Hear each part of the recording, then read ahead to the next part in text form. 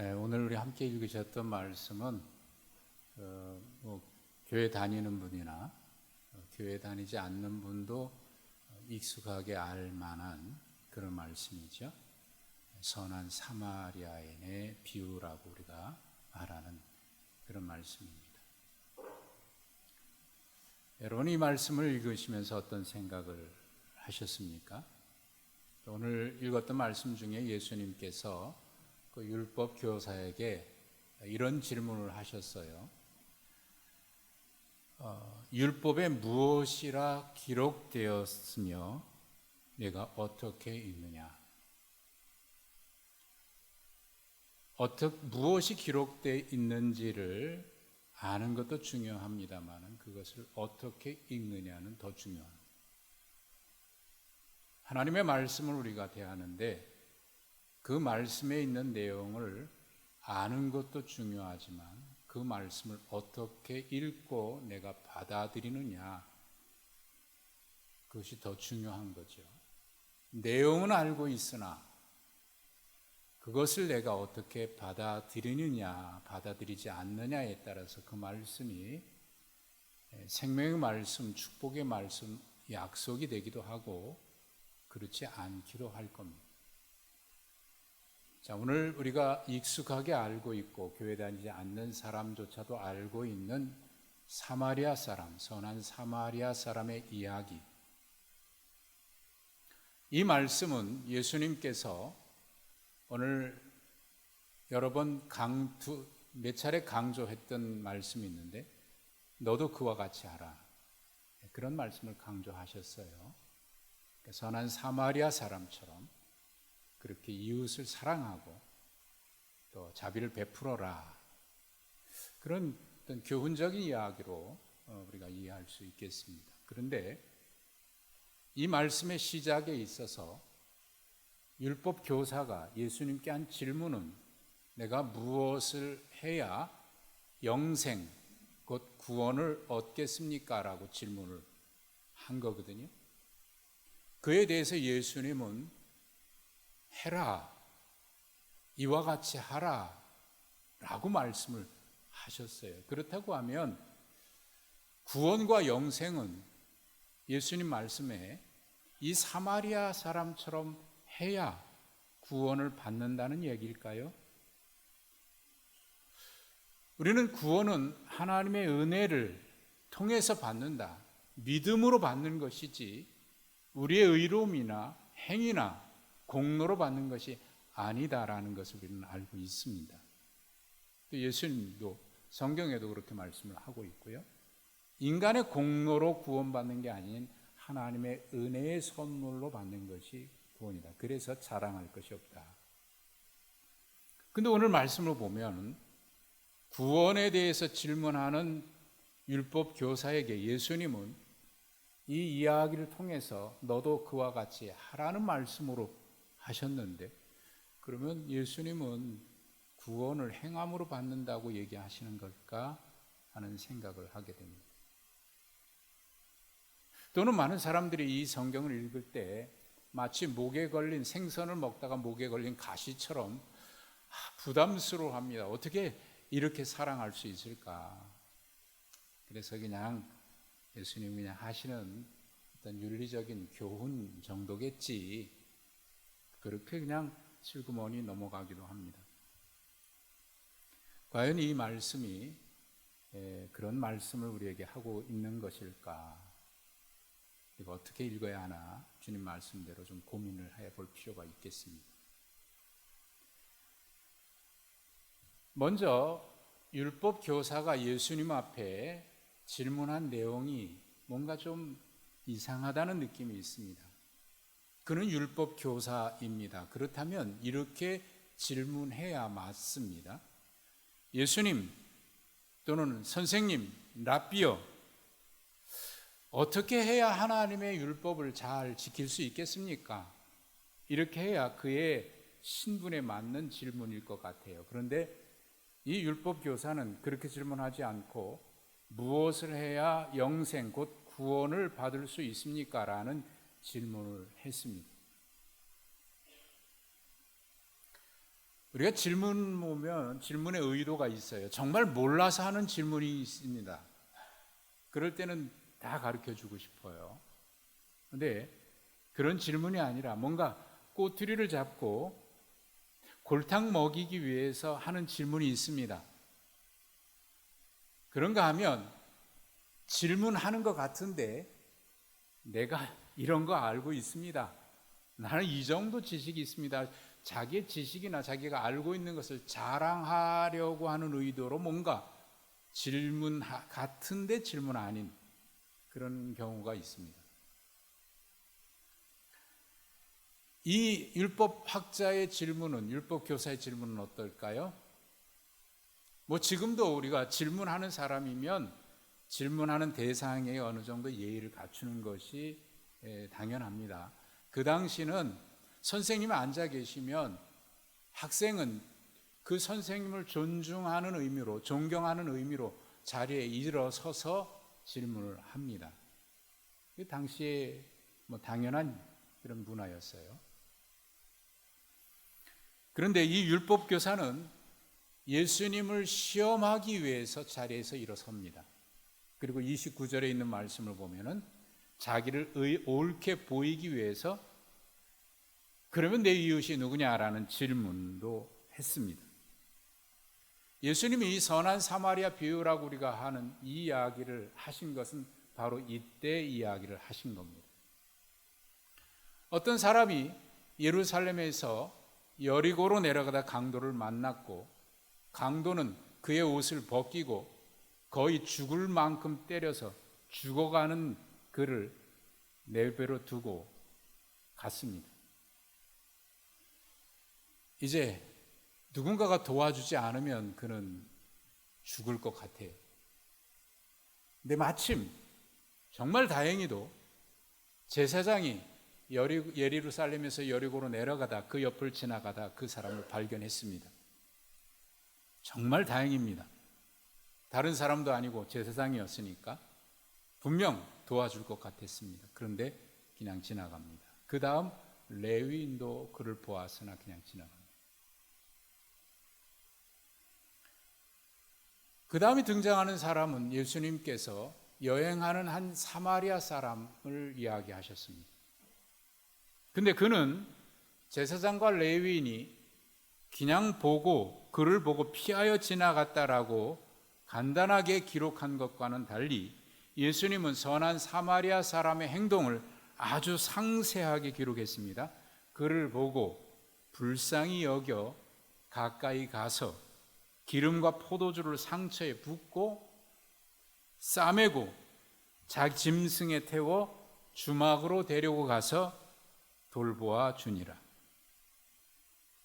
그가 한 것은 그냥 의례적인 행동이 아니라 정말 친절 그 이상 불쌍히 여겨서라는 표현이 있듯이 그렇게 정성을 다해서 돌보아 준 겁니다.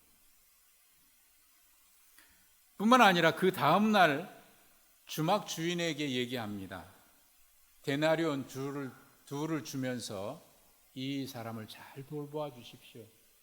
혹이라도 돈이 더 필요하면 제가 어디 가는 중이니까 돌아오는 길에 그 비용까지 제가 지불해 드릴 테니까 잘 도와주십시오. 예수님이 율법 교사에게 한 가지 질문한 것은 여기까지 얘기한 다음입니다. 내 생각에는 이 세 사람 중에 누가 강도 만난 사람의 이웃이 되겠느냐? 예수님의 질문과 율법 교사의 대답이 이어지고 이야기는 여기서 끝나지요. 이르되 자비를 베푼 사람입니다. 너도 가서 이와 같이 하라. 앞서 제가 말씀드린 대로 이 율법 교사의 질문에는 이상한 점이 있습니다.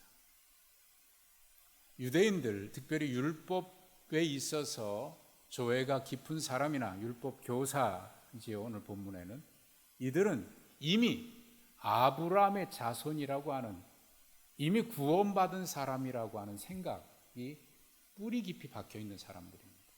우리는 구원받은 사람이야. 그런데 무슨 이유인지 이 율법 교사는 그런 생각을 가지고 있었을 텐데 영생을 물어요. 어떻게 하면, 무엇을 하면 구원을 받을 수 있느냐고 물어요. 왜 이런 질문을 했을까요? 혹시 자기는 완벽하다고 생각하지만 양심 한 구석에 그래도 내가 부족하지라는 그런 양심이 살아 있었기 때문일까요? 아마도 이런 예수님께서 그동안 전하셨던 말씀을 들었을 겁니다. 예수님께서 공생에 처음 시작할 때 회개하라 천국이 가까웠다는 말씀으로 시작해서 하나님 나라 복음을 계속 전하셨죠. 이것을 들었을 겁니다. 그런데 내가 생각할 때 나는 회개할 게 없거든요. 이미 구원받았으니까 회개할 게 없는데 그러면 내가 무엇을 더해야 구원을 받을 수 있지? 그런 의도로 질문한 것 아닌가 싶어요. 하나님 사랑하고 이웃을 내 몸같이 사랑하라 라고 하는 율법의 말씀을 거침없이 대답했던 것이나, 그리고 자신을 옳게 보이기 위해서 내 이웃은 누구입니까? 라고 묻고 있는 그 질문에서 그가 얼마나 자기 자신은 구원에 대한 확신이 있는지, 자신감이 있는지, 그런 생각을 가지고 있는지 엿볼 수 있습니다. 아마도 이 사람은 자신의 힘으로 하나님께 받아들여질 수 있는 사람이라고, 그럴 만한 자격이 있다고 생각하고 있는 것이 틀림없어 보입니다. 중동 문화에 정통한 신학자가 있습니다. 케네스 베일이라고 하는 분인데 중동에서 오래 살았고 실제로 그 문화를 연구했던 그런 학자입니다. 그분이 이 율법 학자의 생각을 이렇게 파헤쳐 보았습니다. 그럼 내가 구원을 얻으려면 하나님과 이웃을 사랑해야 된다는 말이네. 그런데 하나님을 사랑한다는 말은 이미 내가 알고 있고 잘 지켜왔어. 그러니 문제가 없어 보이고, 그러면 그 다음인데 이웃을 사랑한다는 얘기인데, 그러면 누가 내 이웃일까? 누구는 내 이웃이 아닐까? 그것만 분명해지면 이 문제도 나에게는 별로 거릴 게 없을 것 같아 라는 생각을 했을 거라고 이 학자가 파헤쳤습니다. 예수님도 율법교사 생각을 간파하셨습니다. 그래서 선한 사마리아인의 비유를 예수님 말씀하십니다. 우리는 구원받은 게 틀림없다라고 생각하고, 그런데 이웃이 누구인지 그게 좀 궁금하네 라는 생각을 가지고 있는 그에게 예수님이 이 비유의 말씀을 하신 겁니다. 당시 유대인들이 생각할 때 이웃은 동포 유대인에 국한되어 있습니다. 거기다가 더 자기들처럼 율법을 철저하게 지키는 사람들만이 이웃입니다. 이방인? 아니죠. 이방인이라고 하는 말 자체에서 벌써 드러났고요. 더욱이 사마리아 사람은 그 땅에 살고 있지만 율법을 지키는 사람이 아니고 그들은 저주받은 백성이라고 생각하고 있으니 당연히 아닐 겁니다. 자, 그러면 그 제사장이 레위인이 가다가 만난 그 죽어가는 사람, 강도 만난 사람, 이 강도 만난 사람은 유대인일까요? 이방인일까요? 여러분은 어떻게 생각하십니까? 이 강도 만난 사람이 유대인일까요? 이방인일까요? 성경에는 그가 이방인이라 유대인이라는 얘기를 하지 않습니다. 다만 그가 예루살렘에서 여리고로 내려가고 있다가 강도 만났다라고 하는 이 말에서 그가 유대인이라고 하는 것을 염두에 두고 말씀하시는 겁니다. 그리고 당시 제사장이나 레위인들은 주로 여리고에 주거지를 두고 있습니다. 그리고 반차에 따라서 당번을 말합니다. 당번이 되면 2주간 예루살렘에 올라가서 그 직무를 감당하다가 그것이 끝나면 다시 여리고로 내려갑니다. 그러니까 오늘 본문에는 제사장과 레위인이 여리고로 가고 있으니까 그 직무를 끝나고 내려가고 있는 거죠. 가다가 이 강도 만난 사람, 죽어가는 사람을 만나 보았지만 피해 갑니다. 그 이유가 무엇일까요? 왜 피해 갔을까요? 우리는 몇 가지 유추해 볼 수 있습니다. 첫째는 강도 맞아 죽어가는 사람이 동족인 유대인, 우리의 이웃일까 아닐까, 그것을 알지 못하기 때문에. 30절에 나옵니다마는 강도는 그의 옷을 벗겼습니다. 그리고 때려서 거의 죽게 된 지경입니다. 옷이 벗겨졌고요, 의식이 없는 상태입니다. 유대인인지 이방인인지 알 수가 없어요. 옷을 입고 있으면 그 옷을 통해서 유대인이야 이방인이야, 그 당시에는 그게 짐작할 수 있었는데 옷이 벗겨졌으니까 알 수가 없고 의식이 없으니까 물어볼 수도 없어요. 그러니 유대인인지 이방인인지 알 수 없는데 괜히 잘못 건드려서 이방인을 건드리면 안 되니까, 이웃이 아니니까 그냥 지나쳤습니다. 둘째는 혹시 도와주다가 강도가 아직 그 근처에 머물러 있거나 있다 그러면 언제 또 나타날지 모르는데 그런 위험을 감수하기가 어려운 거예요. 마지막 세 번째입니다. 이게 중요한 건데, 만약에 그를 돌보다가, 죽어가고 있는 그를 돌보다가 죽게 되면 그들에게 있어서 시체를 만지면 부정해지는 거거든요. 그러면 부정해졌다고 하면 율법에 의해서, 정결 예식에 의해서 정결해지기까지는 아무 일도 못해요. 그 직무를 감당할 수가 없습니다.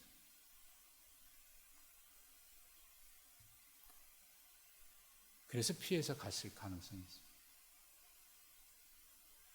더 충격적인 것은 예수님이 그 다음 지나간 사람으로 이야기한 사람이 사마리아 사람이라는 겁니다.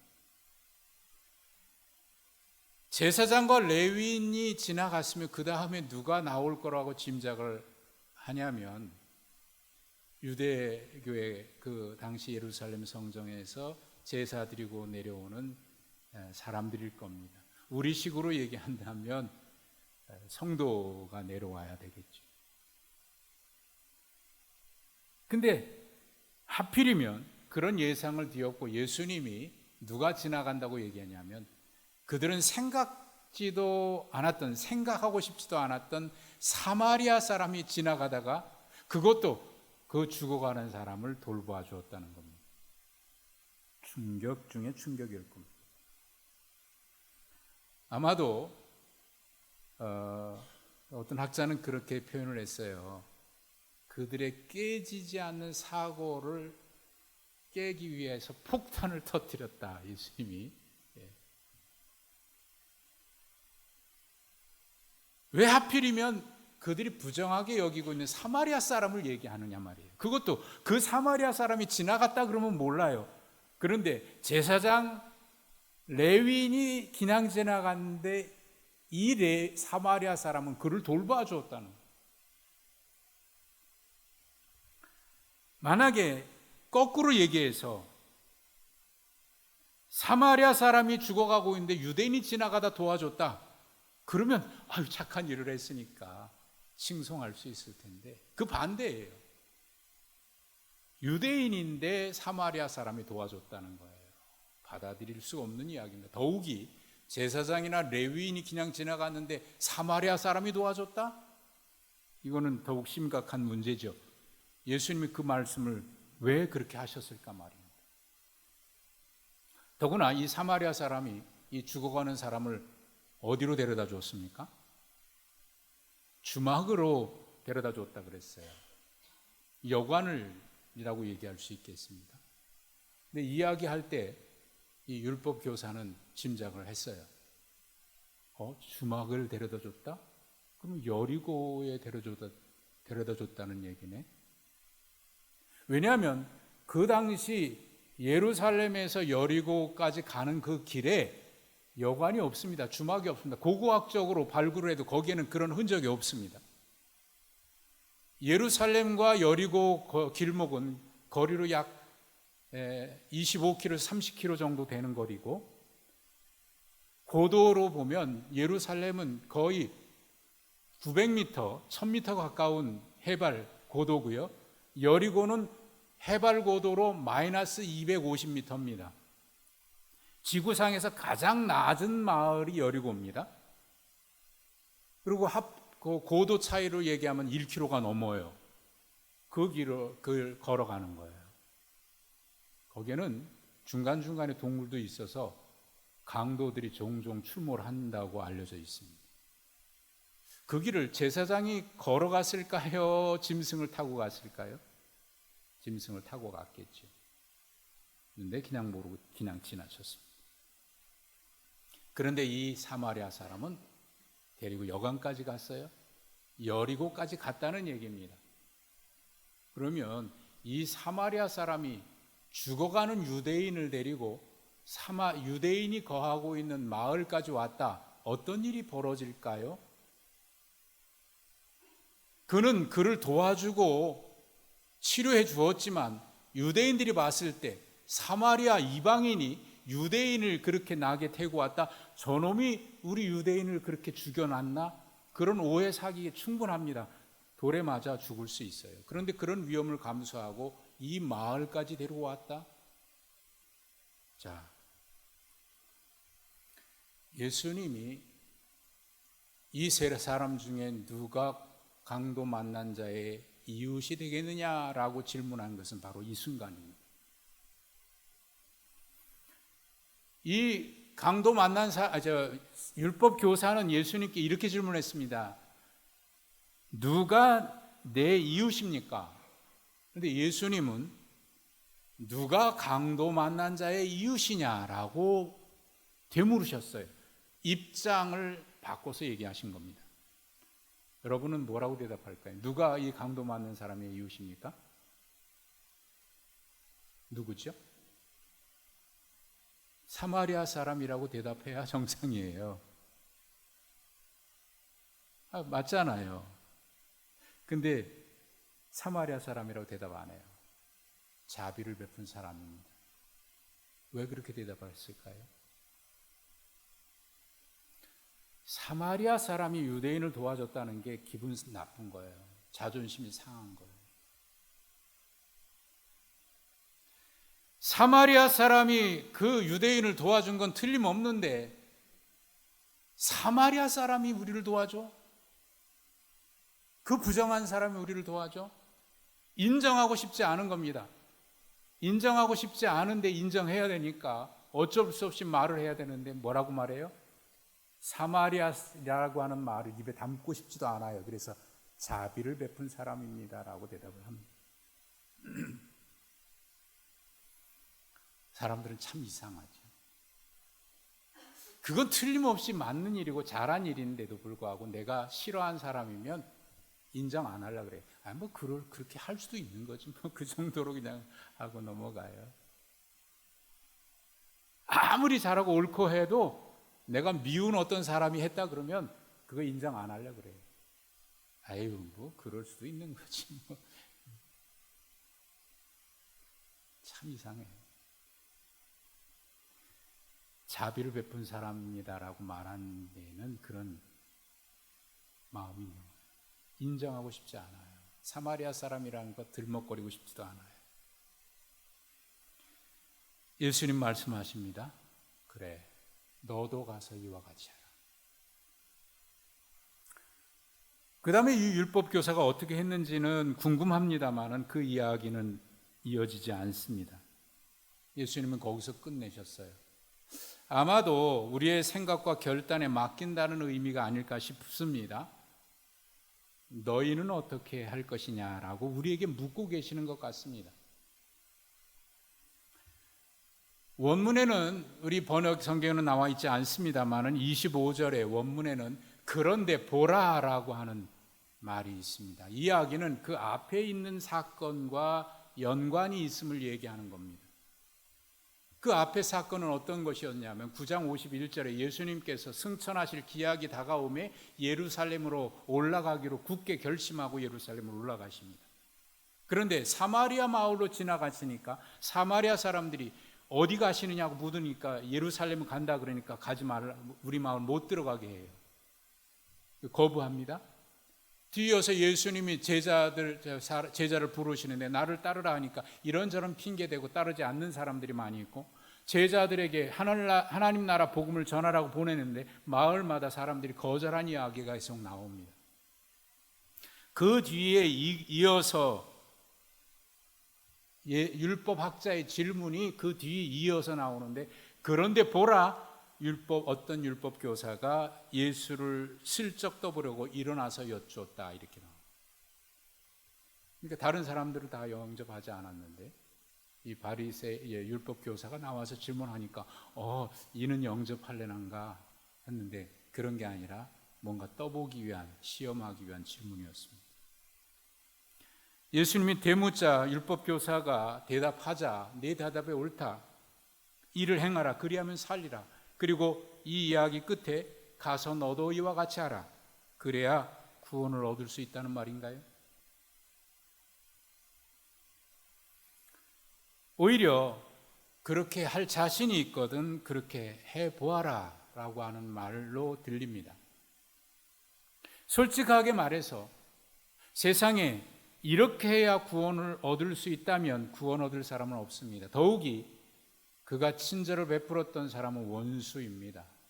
내 이웃을 사랑하라는 말씀에 다른 성경에는 좀 더 다른 표현으로 내 원수를 사랑하라는 말씀도 계속 성경은 하고 있죠.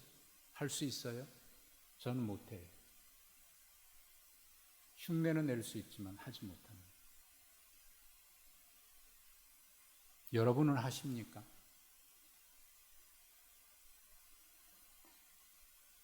그런데 이 율법에 누구보다 자신 있던 사람은 율법 교사이고요. 그리고 누구보다 더 자신 있었던 사람은 누구냐면 바울 사도입니다. 로마서 7장 18절에 보면 이렇게 얘기합니다. 그도 고민이 있는 거예요. 자신이 있었지만 내 속에 원하는 것이 있지만 원치 않는 것이 나를 괴롭히고 있다라고 하는 자신의 고민을 얘기합니다. 하고 싶은데 또 하고 싶지 않은 마음이 나를 이끌어간다. 심리학에서는 이것을 뭐라고 얘기하냐면 접근 회피 갈등이라고 얘기해요. 접근하고 싶은데 회피하고 싶은 마음이 있어서 갈등. 뭔가 내가 하고 싶습니다. 그런데 그걸 하려면 내가 손해보는 것이 있어요. 계산해 보니까 하기 싫어요. 왜? 손해보는 것 때문에. 천국 가고 싶어요. 구원받고 싶어요. 영생을 얻고 싶습니다. 하늘나라에 들어가고 싶습니다. 그런데 그러려면 자기 십자가 져야 되고 자기 분해해야 되고 그리고 주의 말씀을 따라야 돼. 그거는 좀 아닌데. 천국에 들어가고 싶고 하나님 나라 들어가고 싶은데 이 세상에서 누리고 싶은 것을 포기해야 되고, 만약에 그것을 내려놓아야 한다면 가고는 싶지만 그건 나중에 좀 생각해 보면 안 될까요? 접근 회피 갈등입니다. 우리 속에 그게 있어요. 하고 싶은데 이게 생각해 보니까 하기 싫어. 그런데 하고 싶어. 그런데 받고 싶어. 축복받고 싶어. 그런데 손해보고 싶지 않아. 접근 회피 갈등입니다. 우리 속에 그런 게 있을 겁니다. 그거 해야 되는 줄 알아요. 그런데 이것 때문에 생각해 보니까 이거는 좀 계산해 봐야 돼. 우리 속에 그런 생각이 끊임없이 있습니다.